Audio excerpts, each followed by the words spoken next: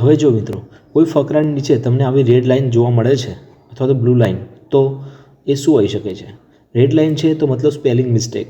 અહીંયા આપણે grammar and ચેકઅપમાં જોઈશું તો આપણને ખબર પડશે કે એક્ઝેક્ટલી આ શું કહેવા માગે છે. અહીંયા હું રેડ લાઇન પર ક્લિક કરું છું, રાઇટ ક્લિક કરું છું, ત્યાં લખે છે કે PUSTURLAND, કે આવો શબ્દ છે પણ કસ્તુરચંદ શબ્દ એની ડિક્શનરીમાં નથી. જો આપણે સાચા છીએ તો આપણે એને ઇગ્નોર કરવાનું રહેશે. ઇગ્નોર ઓલ કરવાથી જ્યાં પણ કસ્તુરચંદ શબ્દ લખ્યો છે એની નીચેથી રેડ લાઇન નીકળી જશે. હાલ આપણે એક જ છે તો ત્યાં ઇગ્નોર કરીએ છીએ, ઇગ્નોર. ત્યારબાદ આપણને ITITES એ આપણું સાચું છે, ત્યાં રાઇટ ક્લિક કરશું તો ત્યાં લખે છે રીસાઇટ્સ, પણ એ શબ્દ આપણો ખોટો છે. ITITS શબ્દ સાચો છે તો ત્યાં આપણે ઇગ્નોર કરીશું તો એ નીકળી જશે.